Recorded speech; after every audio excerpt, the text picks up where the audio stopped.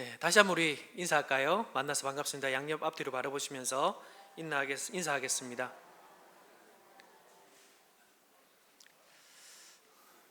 네, 저는 사도신경을 계속 살펴보고 있습니다. 성도 여러분, 인생은 뭐라고 합니까? 고난의 연속이라고 하죠. 네. 무엇 때문에요? 우리의 고비고비마다 우리가 선택해야 될 많은 어려운 선택들, 그런 선택들이 모이고 모이다 보니 우리는 어떻습니까?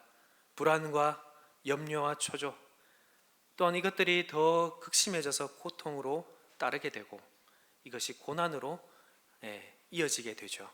그래서 인생은 고난의 연속이다 라고 이야기합니다. 이런 면에서 인간으로서 이 땅 가운데 오신 예수님도 매반 다르지 않게 예수님의 삶을 요약해 보면 고난이었다라고 할 수 있습니다. 그래서 예수님의 삶 속의 일상은 결코 우리와 크게 다르지 않았습니다. 정말 우리가 겪은 고난과 똑같은 고난을 예수님도 몸과 영혼 전체에서 받으셨죠. 육신의 고난은 어떻습니까? 태어날 때부터 목마름과 굶주림을 겪으셨고 충분한 휴식을 취하지 않으면 피곤하였기에 풍랑이 몰아치는 그 바다를 건너는 배 가운데서도 어떻게 했죠? 쿨쿨 잠을 주무셨습니다. 이것은 우리도 누구나 하는 일이라 할 수 있습니다. 또 예수님은 유대인이셨기 때문에 유대인들 문화에서 통용되는 삶을 그대로 사셨습니다. 율법을 지키는 일에 열심이셨고 당시 특수한 상황, 헤롯 왕에게 핍박받았기 때문에 2살의 부모님과 함께 피난을 가기도 했죠. 또 로마의 압제에 있었기 때문에 피지배 계층의 삶을 누구보다도 잘 알고 그렇게 살아갔습니다. 생의 마지막에 이르러서는 더 극심한 고난을 겪으셨죠. 신성 모독자였고 반역의 주동자였기 때문에 어떻게 됐습니까? 그 당시 때 누구나 받게 될 수 있는 그 십자가형을 받게 되었습니다. 재판에서는 어땠습니까? 침뱉음과 폭행과 채찍질을 당하였고 가시관이 머리에 씌워졌습니다. 손과 발에는 못자국으로 인해서 피가 철철 흘러넘쳤고 그래서 그리스도의 혀는 입전장에 바짝 말라붙어 있었습니다. 이처럼 그리스도께서는 육신으로 이루 말할 수 없는 고통을 겪으셨습니다. 뿐만 아니라 영혼으로도 마찬가지죠. 예수님은 공생의 사역을 시작하시면서 아버지의 뜻을 온전히 이루기 위해 결심했는데 그 결심을 무너뜨리기 위해 누가? 바로 사탄이 유혹했죠. 예수님이 가르치는 그 모든 말씀을 누가요? 유대 지도자들과 대제사장들과 서기관들이 그 말씀은 틀렸다라고 지적하고 책잡으려 했습니다. 업심여기고 거절 당하기도 했습니다. 부도덕하다 멸시받기도 했습니다. 술꾼과 창녀와 사기꾼의 친구다라고 비난받기도 했습니다. 가장 가까웠던 친구들, 그들에게 배신을 당했고 또 그 중에서는 한 사람이 예수님을 팔게 되는 일도 있었습니다. 예수님께서는 이 모든 일로 얼마나 마음이 아팠을까요? 그리스도의 영혼은 틀림없이 사람들의 무관심과 불신과 또 쌀쌀맞은 대함으로 말미암아 마음이 매우 아팠을 것입니다. 십자가에 올라가셨을 때는 한번 고뇌의 모습을 한번 상상해 보십시오. 예수님께서 겟세마네 동산에서 기도하실 때 어땠습니까? 빗방울처럼 땀을 쏟으며 통곡하시며 기도했죠. 이것은 영혼의 매우 큰 아픔을, 고뇌를 상징한다 할 수 있습니다. 십자가에 달렸을 때도 동일합니다. 모욕과 조롱, 침뱉음, 심지어는 유대인의 왕인데 평안해야지 이런 조롱도 받았습니다. 예수님의 삶은 전체로 보면 한마디로 고난이었다라고 할 수 있습니다. 날 때부터 고난 많은 삶을 사셨고 십자가에 달리기 직전만의 고난이 아닙니다. 물론 그때 극심한 고난을 겪긴 했지만 그럼에도 불구하고 예수님은 날 때부터 죽는 그날까지 끊임없이 고난을 받았다라고 할 수 있습니다. 십자가형은 당시에 흔한 형벌이었고요. 우리도 친한 친구에게 배신을 당하기를 잘합니다. 그렇기 때문에 한번 마음속으로 한번 생각해 보십시오. 이런 고난들이 비록 극심한 고난이긴 했지만 누구나 겪을 수 있는 고난이다라고 할 수 있습니다. 어쩌면 이보다 더 심한 고난을 그리스도 말고도 겪었다라고 할 수도 있습니다. 그렇죠. 그런데 성경은 다르게 말합니다. 성경은 어떻게 말합니까? 예수님이 이 땅에서 겪으신 고난은 보통 인간들이 겪는 고난과 같다고요? 아니다. 틀리다.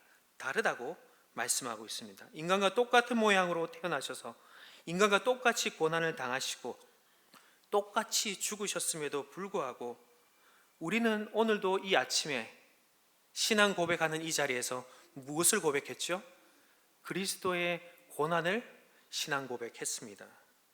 왜 그러면 그리스도의 고난은 특별할까요?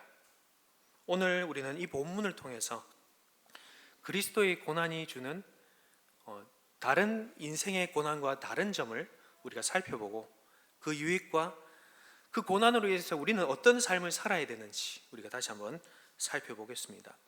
오늘 본문은 이사야서 53장입니다. 53장은 특별히 예수님께서 고난받으신 장면을 가장 아름답게 그리고 가장 구체적으로 설명하는 본문이다라고 할 수 있습니다. 맞습니까? 예. 그래서 단도직입적으로 말씀을 드리면 이 본문 자체가 무엇이라고요? 고난을 설명하는 본문입니다. 예수님의 고난, 예수님의 특별한 고난을 설명하는 본문입니다. 이 이사야서 53장은 그래서 다른 말로 하면 고난받는 종의 노래라고도 하죠. 그런데 이 종의 노래는 이사야서 전체 맥락에서 보면 40장부터 종의 노래가 나오는데 이 40장 앞에 보면 36장부터 39장까지 무엇이 나오느냐? 히스기야가 남유다의 군대를 이끌고 어떻게 했습니까? 남유다가 아수르의 지배를 받고 아수르에게 점령당할 그 위기에서 구원을 받는 그 역사적인 기록이 기록되어 있죠. 이사야는 이 36장 앞에 이스라엘의 잘못된 점을 지적하고 그래서 심판을 받아야 된다 경고하는 모습들을 쭉 설명했습니다. 그리고 그럼에도 불구하고 너희가 구원의 회복을 내가 예언한다라고 하면서 40장을 이야기하는데 그 앞에 36장, 39장에서 바로 이 히스기야의 역사적 기록을 기록하고 있습니다. 왜 기록했을까요? 바로 심판과 멸망에게서 회복되기 위해서 구원하기 위해서는 무엇이 필요하다고? 바로 하나님을 부르짖고 하나님께 바라보는 그 신앙이 구원에 이르게 된다라는 것을 설명하기 위해서 이 히스기야의 기록을 기록하고 있습니다. 그리고 나서 오늘 40장부터 종의 노래가 나옵니다. 이 종의 노래에서는 무엇이 나올까요? 메시아가 탄생해서 메시아가 하나님의 그 구원 역사를 이루어 간다는 것을 설명하면서 오늘 이 본문까지 이어지어 오면서 53장에서 바로 고난받는 장면을 통해서 우리가 구원을 받는다라고 설명하고 있습니다. 맞습니까? 네, 그렇습니다. 53장이 바로 그런 내용입니다. 그래서 우리가 3절부터 우리가 한번 살펴보겠습니다. 3절에 어떤 내용이 나와 있냐 하면 예수님께서 세상에서 고난을 받으셨다라는 것을 분명히 설명하는데 우리 이사야서 53장 3절을 우리 한 목소리로 한번 읽어보겠습니다. 3절입니다. 시작.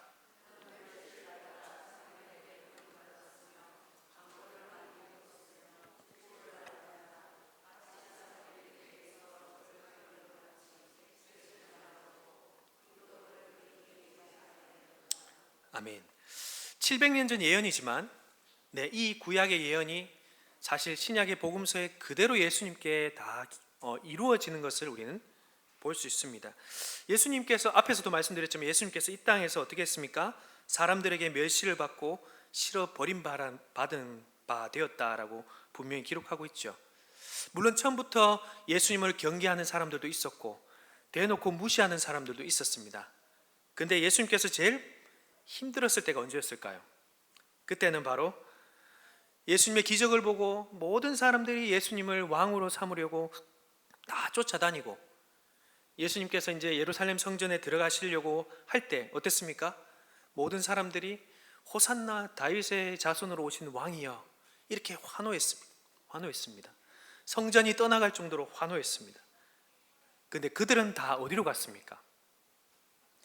예수님께서 로마 군병에게 체포되고 신문을 받게 되자 그들은 다 어디로 갔습니까? 오히려 환영하는 자들은 다 사라지고 다 도망쳐 버렸죠. 심지어 예수님을 위하여 죽을 각오를 했던 그 베드로는 어떻게 했습니까? 예수님을 부인하게 되는 그런 지경에 이르렀습니다. 예수님은 채찍을 맞으며 수치를 당했습니다. 그의 머리에는 말씀드렸던 것처럼 가시관이 씌어져 있습니다. 악인들이 그러한 모습을 조롱했습니다. 자신을 철저히 짓밟으려는 이 유대의 지도자들의 모습, 로마 군병들의 모습, 그리고 다윗의 자손으로 오신 왕, 그렇게 기대했는데 로마 군병들에게 사로잡혔을 때 실망한 유대의 백성들의 모습, 그리고 마음으로는 예수님을 따르고 싶었지만 로마 군병들이 두려워서 멀찍이 예수님을 바라보려고 했던 모습들, 다 무슨 모습입니까? 모두 예수님을 멸시하고 싫어서 버렸다는 증거를 보여주고 있습니다. 그래서 여기에 간구를 많이 겪었다라는 표현이 있죠. 슬픔을 많이 겪었다는 표현입니다. 예수님께서 사랑하셨던 제자들과 소중히 여겼던 그 사람들을 말미암아 배신을 당했을 때 예수님은 그 슬픔이 그 마음에 가득 찼을 것입니다. 또 질고입니다. 이 아픔, 질병에 대한 아픔을 말하는데요, 여기서 질고를 안다고 오늘 3절에서 말씀하고 있죠. 그래서 이 본문의 번역이 좀 쉽진 않은데 이 번역의 표준 세번역 번역은 이렇게 기록합니다. 그는 언제나 병을 많이 앓고 있었다라고 표현합니다. 그러나 예수님이 병을 많이 앓고 있었던 것은 아닙니다. 그러니 이 본문을 바르게 해석해 보면 이런 표현이라고 할 수 있습니다. 언제나 병과 마주했기 때문에 그분은 병을 매우 잘 안다라고 표현할 수 있겠지요. 예수님이 어떻게 질고를 아는 자였을까요? 예수님이 어떻게 우리의 병을 잘 아는 자가 되었을까요? 물론 하나님이시기 때문에 잘 아시는 게 맞죠. 그러나 우리는 예수님께서 고난을 받는다는 그 측면으로 우리가 한번 생각을 해봐야 됩니다. 바로 예수님께서 이 땅 가운데 오셔서 무엇을 하셨기 때문에요? 병든 자들에게 찾아가셔서 병든 자들의 손을 잡아주시고 병든 자들의 그 아픔을 치유하시고 병든 자들이 왜 그렇게 아파하는지 그 고통들의 원인을 발견하시고 그 아픔을 아시고 치유하셨기 때문에 예수님은 질고를 아는 자였습니다. 그래서 예수님의 이 공생의 사역을 요약한 세 가지로 요약한 마태복음 4장 23절에 이렇게 기록하고 있는데 우리 한번 마태복음 4장 23절 우리 함께 읽어보겠습니다. 시작.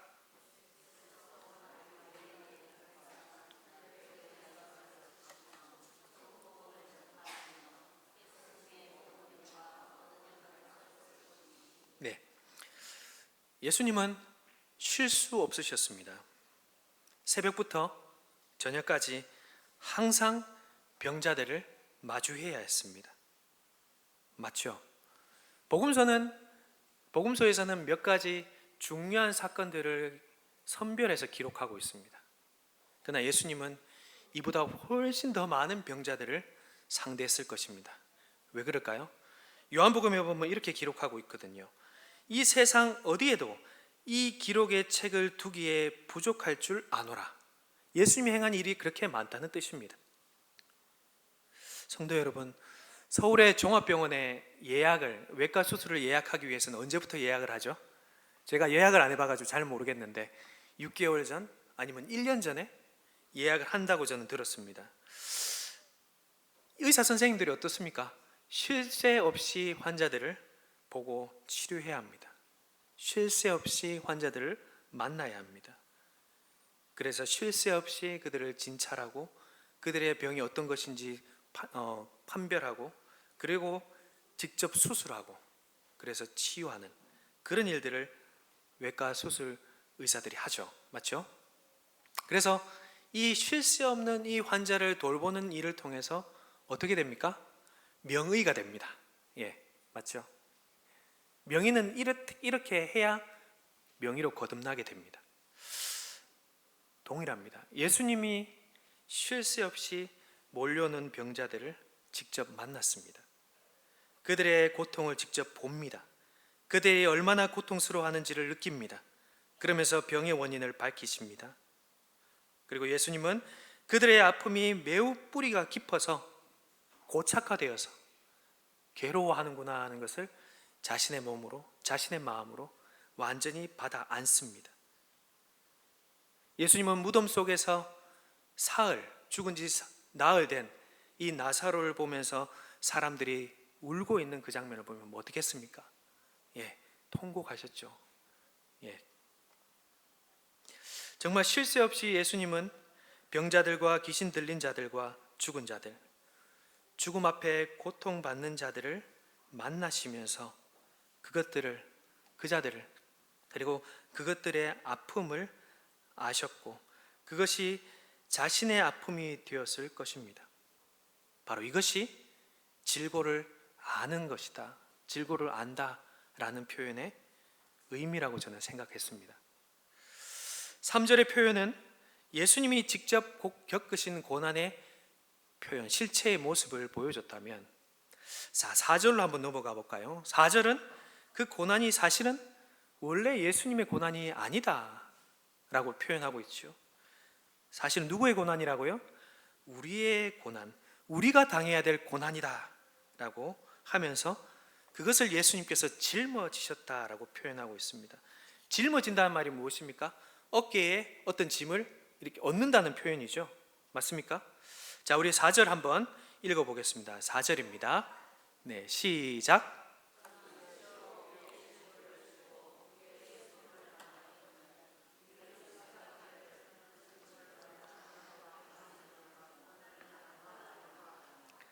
네, 여기서 질고를 지다. 지고가 아까 제가 어깨에 얻는다라고 표현을 드렸습니다. 이 지다는 말은 헬라어 성경에서 그 신약 성경에서도 십자가를 지다 또는 병을 짊어지다 할 때 동일한 표현입니다. 자, 그렇지만 우리는 이 짊어지다 할 때 또 다른 하나의 대상, 이 짊어지는 대상이 있다는 것을 우리는 기억합니다. 레위기에 나오죠. 어떤 존재입니까? 가축입니다. 맞죠? 레위기의 가축, 하나님께 예물을 드릴 때 이 가축에게 어떻게 합니까? 죄인은 예물을 드리는 헌물자는 이렇게 이 짐승에다가 안수를 하죠. 이 안수가 바로 무엇입니까? 이 짐을 이렇게 두다, 거기에 둔다라는 뜻이거든요.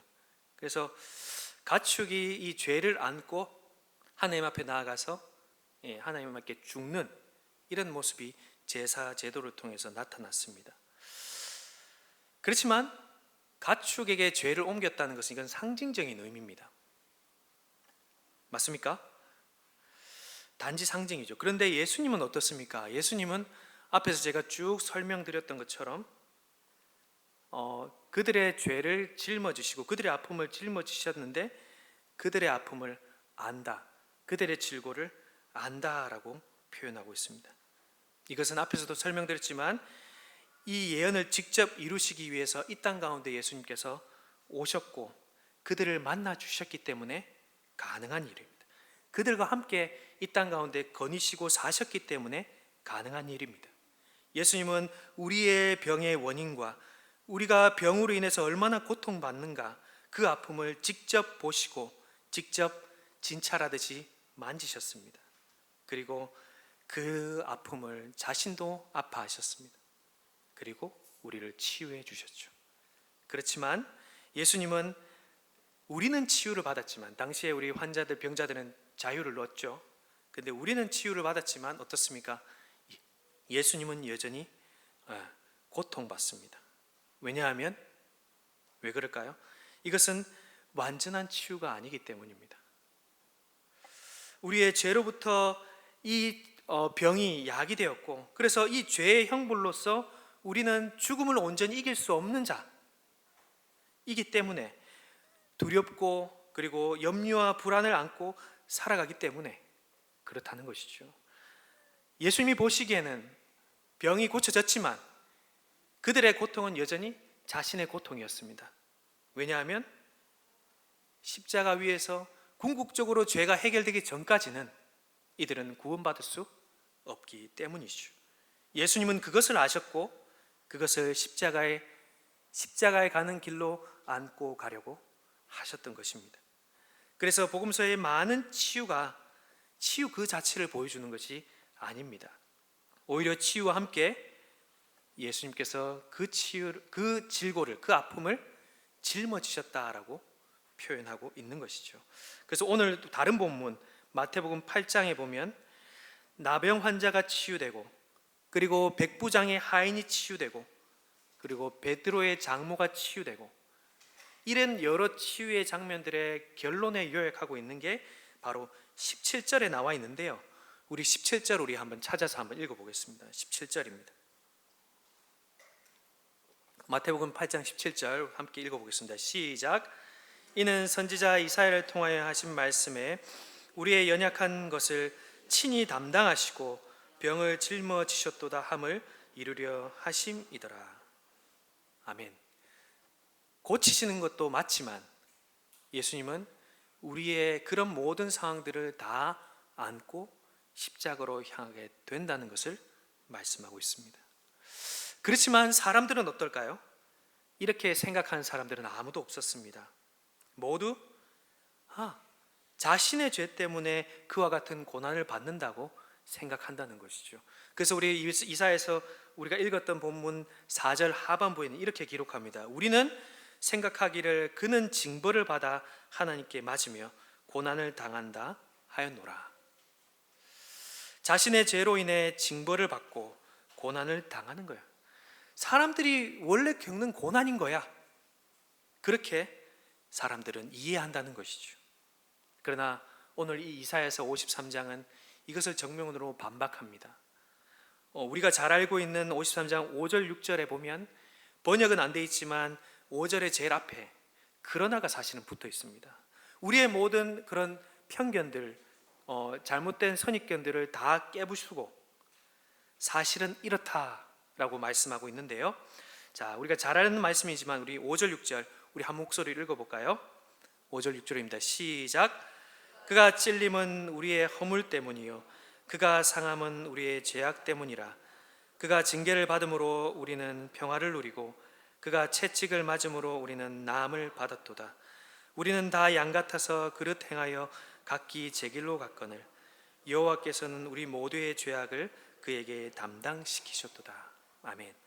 그가 찔림은 그의 허물 때문이라고요? 아닙니다. 우리의 허물 때문입니다. 그가 상함은 그의 죄악 때문이라고요? 아닙니다. 우리의 죄악 때문이라고 분명히 말하고 있습니다. 그래서 우리는 예수님께서 그와 같이 이 죄의 짐을 짊어지셨다라고 할 수 있습니다.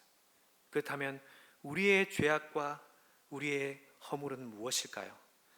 이어서 6절에 보시면 우리는 다 양 같아서 그릇 행하여 각기 제 길로 갔거늘 말씀하고 있습니다. 목자가 너희는 이렇게 가야 돼 라는 길을 줬는데 양들은 그 길을 따라가야 되는데 어떻게 했다고요?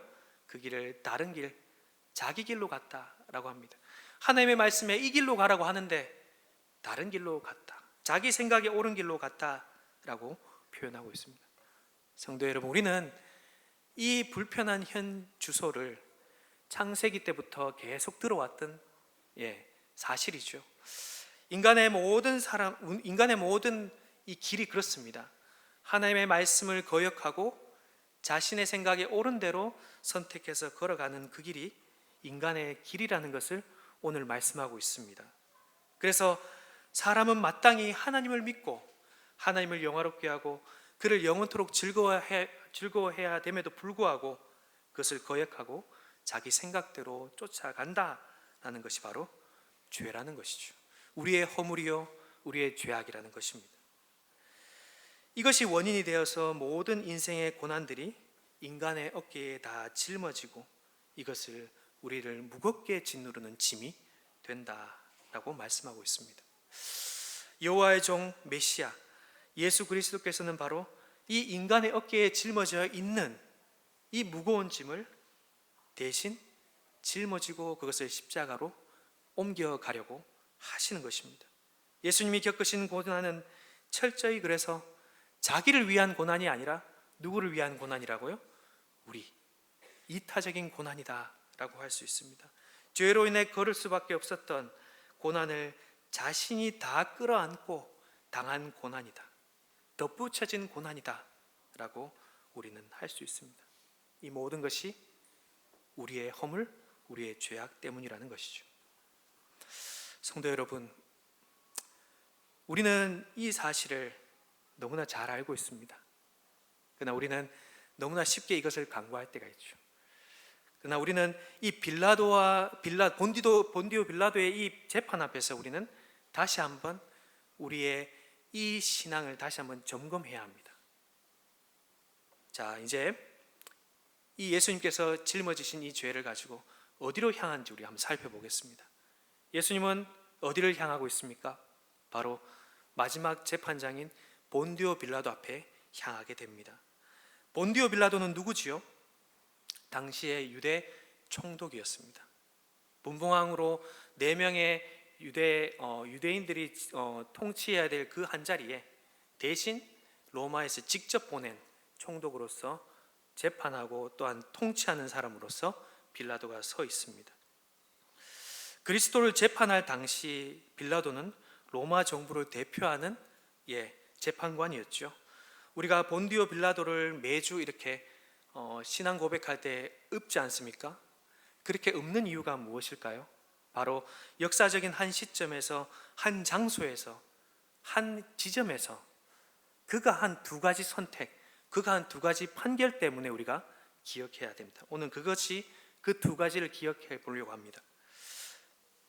로마서 13장에 보면 1절부터 4절에 보면 이 빌라도는 누구의 권세를 받았다라고 말하고 있냐 하면 로마의 압제로 참 완악한 사람으로 보이지만 사실 하나님의 사역자다, 하나님께서 보내신 권세자다라고 분명히 이야기합니다.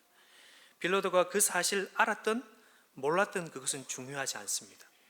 그가 결정한 2가지가 있습니다. 자, 첫 번째는 무엇일까요? 첫 번째는 예수님께서 죄가 없으시다라는 것을 판결했다는 것이죠. 요한복음 18장 38절에 나는 그에게서 아무 죄도 찾지 못하였다라고 분명히 유대인들에게 이야기를 합니다. 그러니까 이것은 무슨 말입니까? 빌라도가 지금 무죄 판결을 내렸다는 말입니까? 안 내렸단 말입니까? 무죄 판결을 내린 것입니다. 그리스도께서 무죄 판결을 내린 것입니다. 그런데 이것을 하나님의 측면에서 다시 보면 이것이 어떤 의미냐 하면 하나님이 받으시는 제물로 흠이 없고 완전하다는 것을 보여주는 징표가 된다는 것이죠.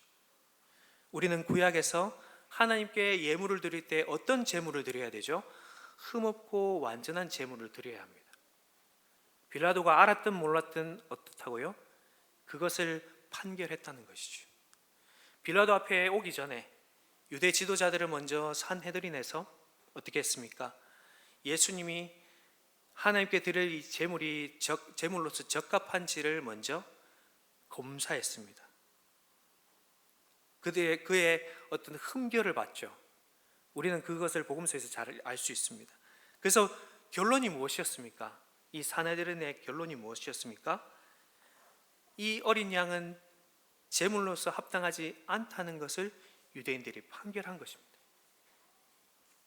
이 사람은 쓸모없는 선생이다, 쓸모없는 선지자, 메시아, 거짓 구원자다, 죄인에다가 신성 모독자다, 그러니 빨리 없애버리자, 이렇게 하고 이 어린 양은 성소에 어울리지 않는다라고 선택하고 빌라도에게 보내게 되는 것이죠.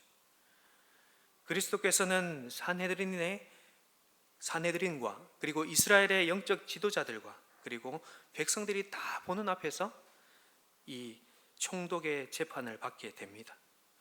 빌라도는 이 어린 양을 꼼꼼하게 살펴봤지요. 살펴보고 내린 결론이 무엇입니까? 그리스도께서 그리스도의 인격과 그분이 하신 일과 그분의 평판, 모든 것을 다 들어봤을 것입니다. 조사해 봤을 것입니다. 물론 예수님께서 다 이야기하시진 않았죠. 그러나 그가 내린 결론은 이것이었습니다. 이스라엘의 지도자 여러분, 여러분은 이 사람이 죽음 마땅한 죄가 있다고 판결했지만 이 사람은 내가 보기에는 죄가 없습니다. 풀어줘야 합니다. 이 사람은 아무런 잘못이 없습니다. 라고 이야기한 것이죠. 빌라도가 알든 모르든 이와 같이 결정한 것은 하나님 보시기에는 이 예수님이 어떠한 존재라고요? 우리의 허물과 우리의 죄를 짊어지기에 어떻다고요? 합당하게 흠이 없고 완전한 분이구나라는 것을 증명했다는 것입니다. 사랑하는 성도 여러분, 여기까지는 우리가 좀 잘 알고 있는 내용이라 좀 지루했을 것입니다. 자, 그런데 참 아이러니하게도 빌라도는 어떻게 했습니까? 몇 시간 후에 어떻게 했죠? 예수님을 다시 십자가에 못 박으라고 내어주는 결정을 하게 됩니다. 이것은 제가 앞에서 빌라도가 무죄 판결을 내린 것이라고 했는데 십자가에 내어준다는 것은 무슨 뜻이죠? 빌라도가 유죄 판결을 내린 것과 같습니다. 그런데 빌라도는 분명히 예수님은 죄가 없다고 봤습니다. 이것은 분명히 부당한 결정이었습니다. 하나님의 사역자로서 분명히 잘못된 결정을 할 수 있었습니다. 왜 그렇게 했을까요? 시선 때문이었겠죠. 유대인들이 반란을 일으킬까봐, 유대인들의 지지를 잃어버릴까봐 그것이 두려웠기 때문에 빌라도는 그와 같이 결정을 했습니다. 그러나 그 결정이 어떻게 되었든 그것은 중요하지 않습니다. 그 결정이 훗날에 사도행전에 베드로가 설교하면서 이 결정에 대해서 정당하다고 표현한 적이 있습니다. 빌라도는 이 유죄 판결을 내린 것이 정당합니다. 하나님의 뜻입니다. 라고 한 내용이 있는데 우리 사도행전 2장 23절입니다. 사도행전 2장 23절. 우리 같이 한 목소리로 한번 읽어보겠습니다. 시작.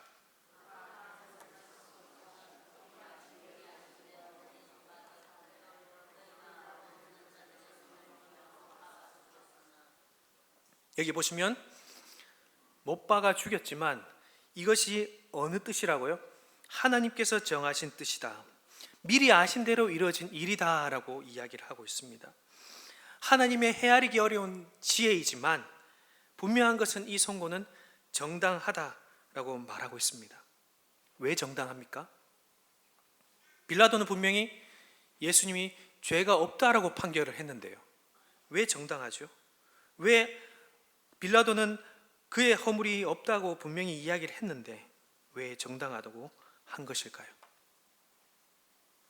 그것은 바로 빌라도가 보지 못하는 것을 하나님께서 보셨기 때문입니다.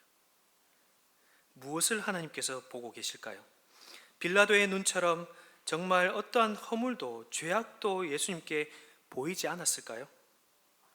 빌라도의 눈에 보이지 않고 또한 빌라도와 함께 수많은 군중들의 눈에 예수님은 보이지 않았습니다. 우리 머리로도 이해할 수 없는데 유일하게 하나님은 예수님께서 어느 누구보다도 큰 허물과 죄악을 지은 죄인이라는 것을 보고 계셨다는 것이죠. 그것은 바로 누구 때문에요? 바로 우리의 허물과 죄악을 짊어지고 있기 때문이라는 것입니다. 하나님은 바로 그 죄를 보셨습니다. 자신이 직접 자신의 아들에게 짊어지은 죄를 보고 계신 것이죠. 예수님은 하나님께서 자기가 택한 사람의 죄악을 온전히 짊어지기 위한 고난받는 종이었습니다. 그래서 우리가 잘 알고 있는 말씀 본문 우리 이사야서 53장 6절의 말씀에 보면 하나님께서 자신의 종에게 우리의 모든 허물과 죄악을 담당시키신다고 분명히 선언하고 있습니다. 하나님께서는 사망의 권세에 놓인 우리를 사랑하셔서 우리를 다시 새 사람 만드시려고 예수님께 우리의 모든 형벌을 다 짊어지게 했다는 것이죠. 자, 우리 6절 이사야서 53장 6절 우리 함께 한 목소리로 한번 읽어보겠습니다. 6절입니다. 시작. 우리는 다 양 같아서 그릇 행하여 각기 제 길로 갔거늘 여호와께서는 우리의 모두의 죄악을 그에게 담당시키셨도다. 아멘. 그렇습니다. 여기 주어는 여호와께서 그리고 우리의 모든 죄악을 누구에게요? 그에게 담당시키셨도다 라고 말씀합니다. 성도 여러분, 근데 참으로 놀라운 것은 지금 예수님 위에 우리의 허물과 우리의 죄악이 이렇게 짊어져 있다는 것을 바라보고 있는 사람은 여기에 아무도 없습니다. 누구만요? 하나님 한 분 외에는 아무도 없습니다. 거기에 내 허물과 내 죄악이 십자가에 걸려 있구나 생각하고 있는 사람은 아무도 없습니다. 빌라도는 뭐라고 이야기했죠? 예수님을 십자가에 내어주면서 나는 무죄하다, 나는 죄가 없다 라고 선언했습니다. 그리고 예수님을 빌라도에게 내어줄 때 이 유대 지도자들은 어떻게 했습니까? 이 사람은 신성 모독자다, 저주받아야 마땅하다 라고 치부하고 빌라도에게 내어버렸죠. 이들뿐만 아닙니다. 그렇다면 우리는 어떨까요? 2000년을 넘게 살아온 2000년 뒤에 우리는 어떨까요? 베드로는 우리 사도행전에서 자기가 복음을 전하고 있는 그 사람, 십자가에 못 박을 이 당시에 전혀 관계없었던 이 사람들을 향해서 뭐라고 이야기했냐면 너희라고 이야기했습니다. 너희가 십자가에 못 박았다라고 이야기했습니다. 자, 우리 다시 한번 사도행전 2장 36절인데요 우리 한번 찾아보겠습니다. 사도행전 2장 36절. 네, 시작. 그런즉 이스라엘 온 집은 확실히 알지니 너희가 십자가에 못 박은 이 예수를 하나님이 주와 그리스도가 되게 하셨느니라 하니라. 자, 여기는 이제 이스라엘 온 땅이라고 했는데 사실 이것을 조금 더 확장해 보면 사실 우리도 여기에 포함된다라고 할 수 있습니다. 우리 모두가 예수님을 십자가에 못 박은 죄가 있다는 것을 지금 이 베드로는 분명히 선언하고 있습니다. 인정할 수 없겠지만 그렇습니다. 그 자리에, 그 시간에, 그 역사적인 금요일에, 왜냐하면 온 세상의 대표들이 다 모였기 때문이죠.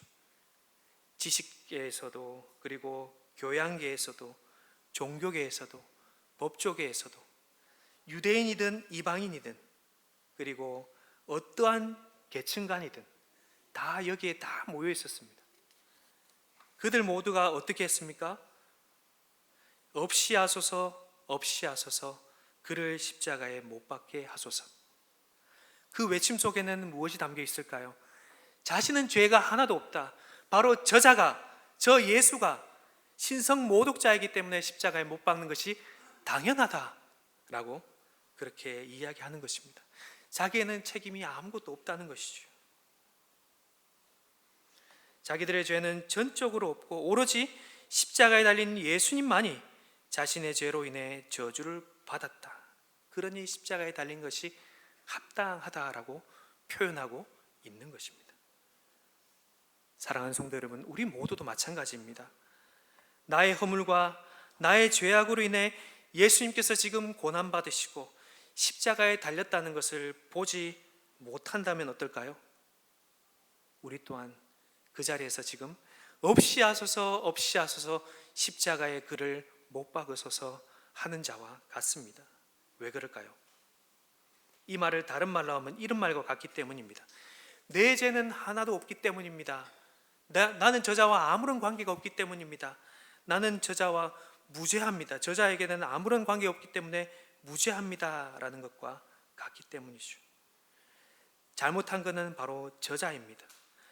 예수님 자신이 잘못했기 때문에 십자가에 달린 것 아닙니까? 라고 반문하면서 십자가에 못 박으소서, 못 박으소서, 못 박으소서 라고 말할 것이기 때문입니다. 복음은 중간지대가 없습니다. 복음을 받아들이는 자는 하나님의 은혜를 충만히 받습니다. 그런데 복음을 받아들이지 않는 자는 바로 이와 같은 자와 같습니다. 어떤 자라고요? 없이 하소서, 없이 하소서, 십자가에 못 박으소서. 복음을 거부하는 자는 결국은 예수를 저주하는 자와 같습니다. 이들을 저주하는 자에게 하나님은 어떻게 하실까요? 원래 예수님께 내려져야 될 그 진노의 잔을 모두 이 저주하는 자들에게 다 내릴 것입니다. 성도 여러분, 그런데 하나님께서 우리의 옛자를 완전히 깨뜨리시고 성령을 통해 우리의 마음 문을 비로소 여실 때에 예수님은 무결하지만 반드시 십자가에 달려야 될 이유를 우리는 얻게 됩니다.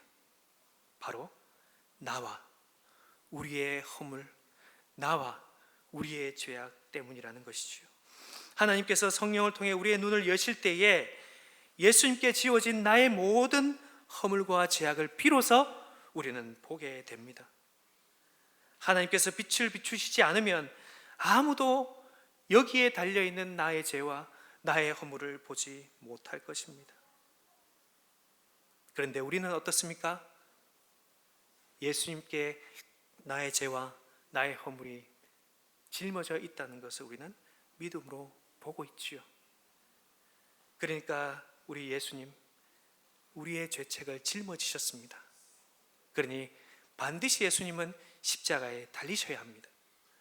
이것이 바로 로마 법정 대표자였던 빌라도, 세상 법정 대표자였던 빌라도가 보지 못했던 판결이었죠.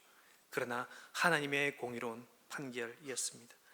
성도 여러분, 우리가 믿음과 회개로 초청하시는 예수님을 거절할 때마다, 그리고 습관적으로 우리가 짓는 죄로 말미암아 우리는 사실은 이와 같은 일을 계속 범하고 있는 겁니다. 주님께 또 다른 손과 발에 또 다른 못을 받고 있고 거기에 피를 흘려 십자가에 다시 예수님을 매다는 것과 같습니다. 그럼에도 불구하고 주님은 지금도 우리를 믿음과 회개로 초청해 주십니다. 자기에게 와서 그 자리에 나의 죄가 달려 있습니다 라고 고백하라고 우리를 초청하고 있습니다. 그리고 결코 너희를 내쫓지 않겠다고 약속하고 있습니다. 아버지께서 내게 주시는 자는 다 내게로 올 것이요 내게 오는 자는 내가 결코 내쫓지 아니하리라. 이렇게 예수님이 말씀하셨죠. 성도 여러분, 얼마나 놀라운 구세주이십니까? 우리가 본디오 빌라도에게 고난을 받아라고 고백할 때 우리는 이 사실을 기억해야 합니다. 예수님께서는 정말 내 죄를 위해 고난을 받으셨다. 우리 죄를 위해 고난을 받으셨다는 것을 기억하고 감사와 찬양을 돌려드리는 저와 우리 모두가 되기를 간절히 바랍니다. 주님께서는 오직 죄인인 나의 유익을 위해 고난 받으셨습니다. 죄악으로 전부인 제 것인, 죄악은 전부 제 것인데 그 죄악을 전부 다 담당하셔서 죽음의 고통을 대신 당하셨군요. 주님이 계신 고통과 주님이 계신 그 고난의 자리, 마땅히 제가 있어야 할 자리인데 주님께서 있어 주셔서 감사합니다. 주님 찬양합니다. 올려드려야 하는 것이죠. 사랑하는 성도 여러분, 그렇지만 우리는 이 고난에 대해 감사하고 찬양하는 것으로 그쳐서는 안 됩니다. 왜냐하면 이 고난을 통해서 우리는 어떤 삶을 살게 되었기 때문에요. 지금까지 허물과 죄로 인한 고난을 완전히 벗어버리고 참된 자유를 얻고 고난의 질이 완전히 바뀐 삶을 살게 되었기 때문입니다. 베드로전서 2장 21절에 보면 그 말씀이 나와 있는데 우리 함께 찾아서 한번 읽어보겠습니다. 베드로전서 2장 21절입니다. 네, 함께 읽어보겠습니다. 시작. 그리스도도 너희를 위하여 고난을 받으사 너희에게 본을 끼쳐 그 자취를 따라오게 하려 하셨느니라. 아멘. 먼저 허물과 죄악으로 인해 받았던 고난은 예수님께서 다 짊어지셨습니다. 그렇게 우리는 거기에 완전히 자유합니다. 이제 우리는 우리가 겪는 고난에는 그와 같은 고난이 전혀 없습니다. 이제 우리의 고난은 그분의 자치 뒤를 따라가는 고난이어야 합니다. 그 고난이 무엇일까요? 예수님은 우리의 허물과 죄를 짊어지는 고난을 받으셨지만 예수님은 그 뒤에 어떤 것을 바라보고 가셨지요?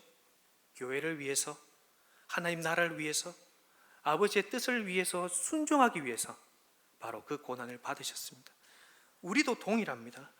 허물과 죄악으로 말미암아 신음하는 그 고난을 걷어내고 우리는 이제 교회를 위하여, 예수님께서 고난 겪으신 그 교회를 위하여, 하나님 나라를 위하여, 그리고 이웃을 위하여 우리는 그 고난의 짐을 함께 짊어지고 가야 한다는 것입니다.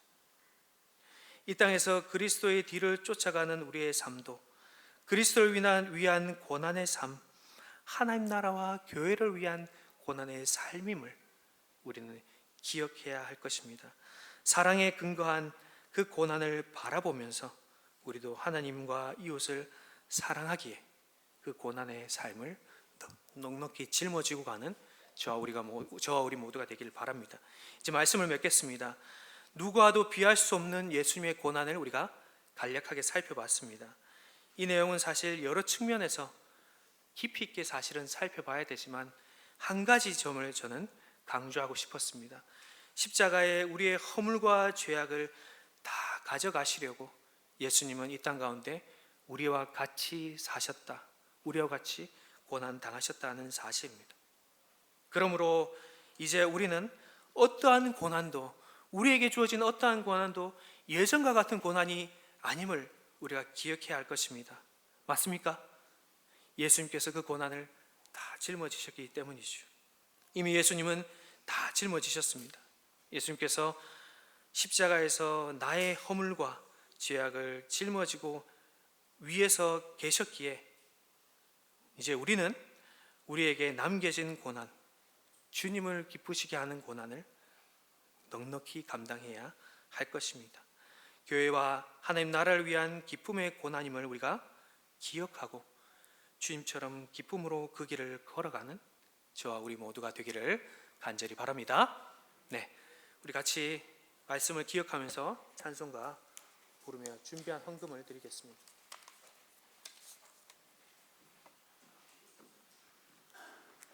네, 찬송가 384장입니다.